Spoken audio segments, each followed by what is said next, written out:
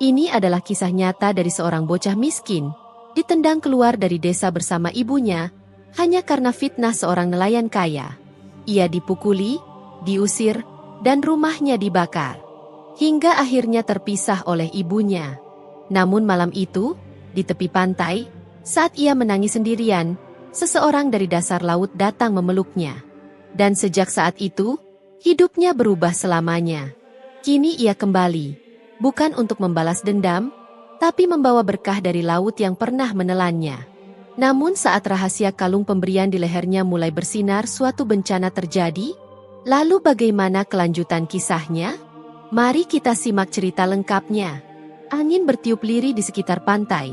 Di sebuah desa nelayan kecil yang terletak di pesisir selatan Pulau Jawa, hiduplah seorang bocah laki-laki bernama Fikri, berusia sekitar 10 tahun. Ia tinggal bersama ibunya di sebuah rumah panggung sederhana, terbuat dari kayu dan bambu tua, berdiri kokoh di ujung desa yang langsung menghadap lautan luas.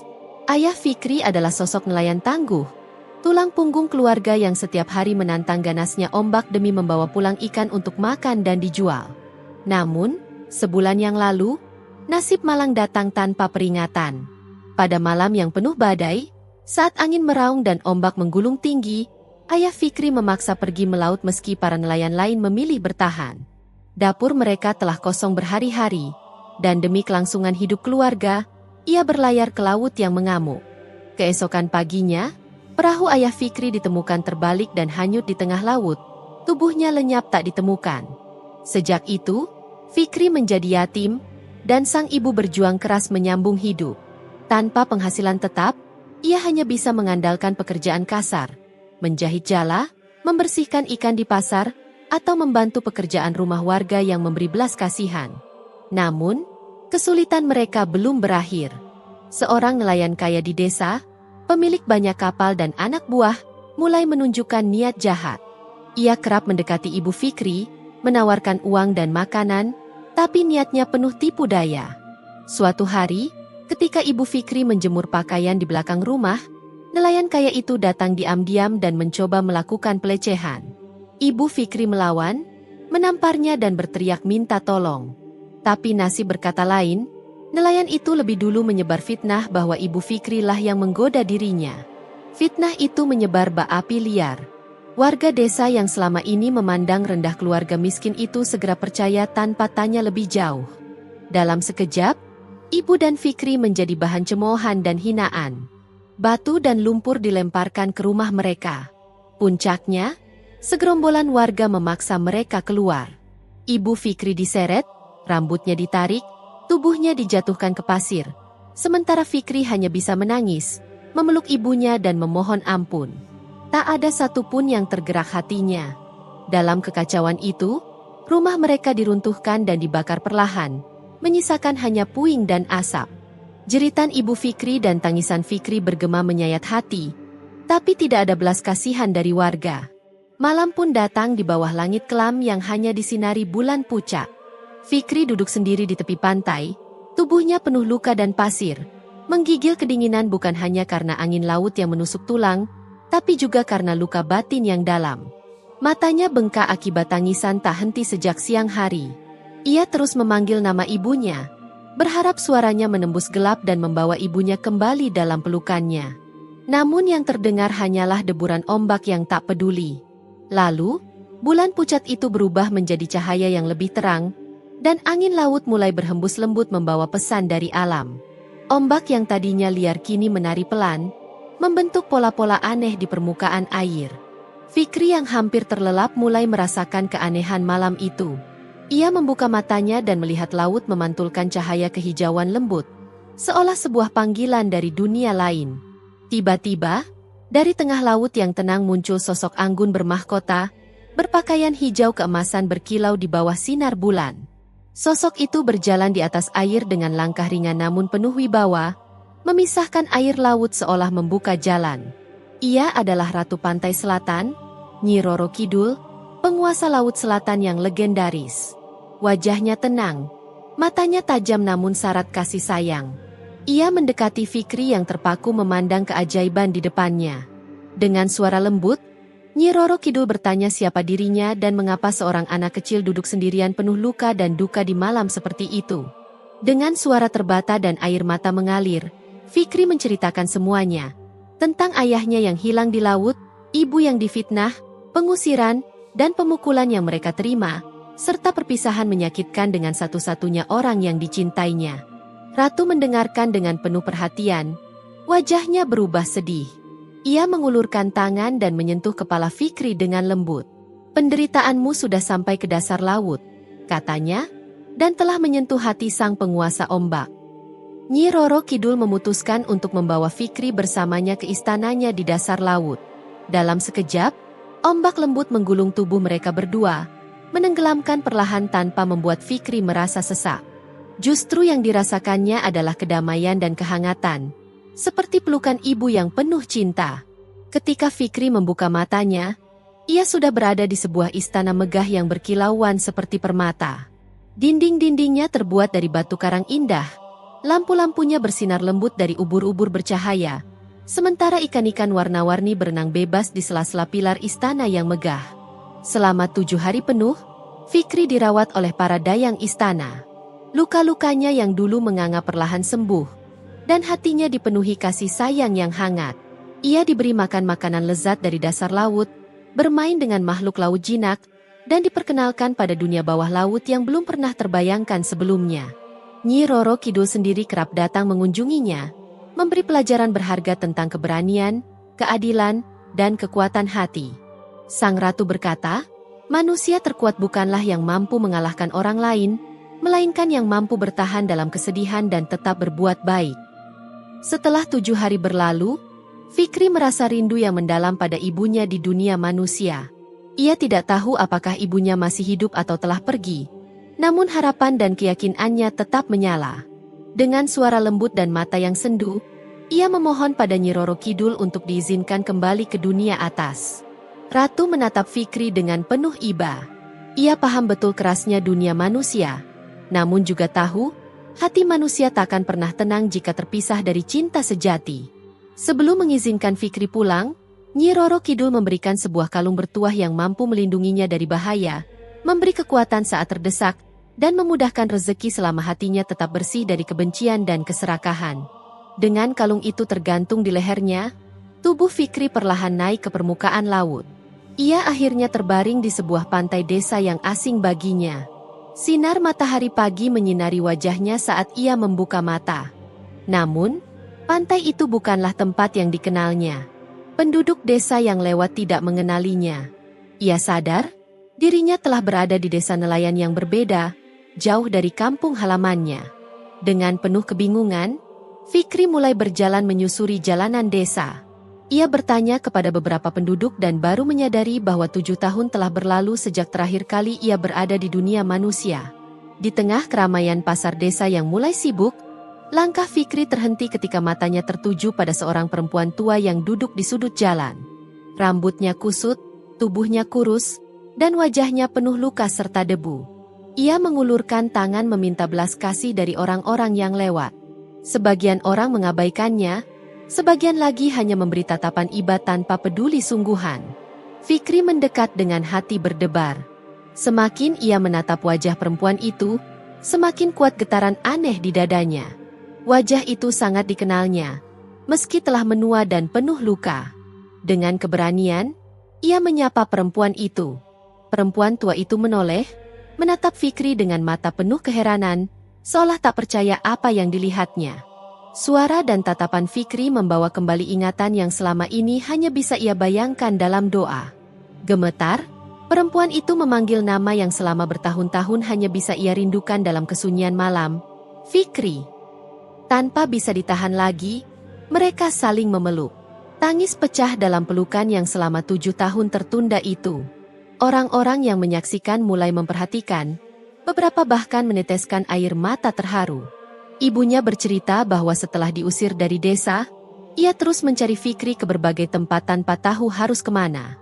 Hidup tanpa keluarga membuatnya akhirnya menjadi pengemis untuk bertahan hidup. Tak ada rumah, tak ada harapan lain kecuali ingin bertemu kembali dengan anaknya. Fikri membawa ibunya ke sebuah rumah sederhana di pinggiran desa. Mereka menyewa rumah kecil dengan sisa uang yang dimiliki ibunya. Dengan segala keterbatasan, mereka memulai kehidupan baru bersama, penuh cinta yang tulus. Fikri berjanji akan bekerja keras agar ibunya tak lagi menderita. Dengan kalung pemberian Nyi Roro Kidul yang tergantung di leher dan keyakinan yang kuat dalam hati, ia siap membangun masa depan. Di rumah bambu kecil mereka, senyum mulai tumbuh kembali. Untuk pertama kalinya dalam 7 tahun, mereka bisa makan bersama, tidur tanpa rasa takut, dan menyambut hari esok dengan penuh harapan. Fikri mulai mencari pekerjaan. Ia mendatangi dermaga tempat para nelayan bersiap melaut. Meski tubuhnya masih muda dan belum sekuat nelayan dewasa, tekadnya terbakar terang. Ia mendekati sebuah kapal yang sedang mempersiapkan alat tangkap, meminta izin untuk bekerja sebagai pembantu kapal. Para nelayan awalnya ragu, namun setelah Fikri menjelaskan bahwa ia siap melakukan pekerjaan apa saja, mulai dari membersihkan kapal hingga membantu menarik jaring, seorang nelayan merasa iba dan memberinya kesempatan. Pemilik kapal itu adalah Pak Ahmad, seorang saudagar nelayan yang dikenal baik hati dan dermawan. Pria parubaya ini sudah lama berpengalaman di dunia pelayaran dan memiliki pengaruh besar di desa. Melihat kesungguhan di mata Fikri, Pak Ahmad mengizinkannya ikut melaut. Keesokan harinya, hari pertama di laut menjadi ujian nyata bagi Fikri. Ombak tinggi dan angin kencang menerjang, beban kerja begitu berat, namun ia tak pernah mengeluh. Justru, ia melempar dan menarik jaring lebih cepat dari yang lain. Ketika ikan hasil tangkapan diangkat, jumlahnya luar biasa melimpah. Beberapa nelayan mulai bertanya-tanya, heran pada keberuntungan yang menyertai kapal mereka. Sejak Fikri datang, hasil tangkapan selalu berlimpah, bahkan saat laut terasa sepi dan nelayan lain mengeluh. Kalung bertuah yang tergantung di leher Fikri berpendar samar, bersinar setiap kali ia menyentuhnya dalam doa. Fikri tetap rendah hati. Setiap kali kapal bersandar, ia membantu membersihkan, membagi hasil dengan adil, dan menyerahkan sebagian penghasilannya kepada ibunya. Ia juga dikenal rajin membantu tetangga, tak pernah menolak bila dimintai bantuan warga. Dedikasinya membuahkan kepercayaan. Pak Ahmad, saudagar nelayan yang memberi kesempatan kedua dalam hidupnya, mengandalkannya. Suatu hari, Pak Ahmad memberikan tugas penting, menjual hasil tangkapan ke desa sebelah, desa asal Fikri. Dada Fikri berdegup kencang. Desa itu adalah tempat yang telah membuangnya dan ibunya tanpa belas kasihan, penuh kenangan pahit yang terus membekas. Namun dengan tenang, ia menerima tugas itu sebagai bagian tanggung jawabnya. Perjalanan menyusuri garis pantai lama, membawanya melewati luka dan air mata masa kecil. Kini ia kembali sebagai lelaki dewasa, bertekad membawa nama baik, kepercayaan, dan keberuntungan yang menyertainya. Saat kapalnya bersandar di dermaga desa, warga memperhatikannya dengan penasaran. Penampilannya telah berubah, tampak gagah, berpakaian nelayan bersih, kalung bertuah berpendar lembut di lehernya. Namun satu sosok mengenali, nelayan tua licik yang dulu memfitnah ibunya, penyebab kehancuran hidup mereka. Rasa iri dan dendam membara di hatinya. Ia merasa terancam oleh keberhasilan Fikri dan menyusun rencana gelap. Dengan diam-diam, ia mengirim anak buahnya menyabotase kapal Fikri, merusak tali jangkar, melubangi lambung, mencuri bahan logistik. Mereka yakin kapal itu akan karam dan penumpangnya celaka. Namun mereka tak tahu, Fikri tidak sendiri. Kalung pemberian Nyi Roro Kidul berpendar saat bahaya mengintai. Keesokan pagi, Fikri merasakan ada yang janggal. Instingnya menuntun untuk memeriksa kapal lebih teliti. Ia menemukan kerusakan dan segera memperbaikinya bersama awak kapal. Dengan waspada dan penuh kesiapan, mereka melaut. Di tengah laut, badai datang tiba-tiba. Ombak tinggi, langit menghitam, angin menerjang kapal kecil. Kapal Fikri diguncang keras namun tetap stabil, mampu melewati amukan laut. Berbeda dengan kapal nelayan jahat itu. Ombak besar menghantam, tali kendali putus, lambung pecah menabrak batu karang. Tak ada yang selamat. Nelayan jahat dan anak buahnya tenggelam tanpa jejak. Kabar tenggelamnya kapal itu menyebar cepat ke desa. Warga terdiam ketakutan, mengingat kejamnya pria itu selama ini. Bagi Fikri, Kejadian itu bukan untuk dirayakan. Ia percaya kebenaran akan menemukan jalannya sendiri. Ia tak membalas kejahatan dengan kebencian, membiarkan laut menjadi saksi, pelaku keadilan bagi dirinya dan ibunya. Setelah urusan selesai, Fikri pulang ke desanya dengan hati tenang, tanpa dendam, hanya kelegaan bahwa masa lalunya telah ia hadapi dengan keberanian.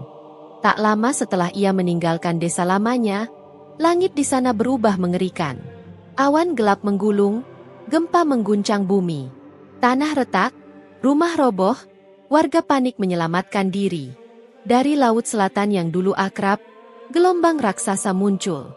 Tsunami menghempas garis pantai, menghancurkan segala. Desa yang pernah menjadi saksi ketidakadilan terhadap Fikri dan ibunya lenyap seketika, tertelan oleh kekuatan alam yang tak terbendung. Banyak dari mereka yang dahulu begitu beringas mengusir dan menyakiti Fikri dan ibunya, kini justru menjadi korban dari bencana besar yang datang tanpa ampun. Beberapa bahkan tak sempat menyelamatkan diri. Mereka yang selamat hanya bisa berdiri terpaku di antara puing dan reruntuhan, menatap sisa-sisa desa yang dahulu mereka banggakan dengan mata kosong dan hati hampa.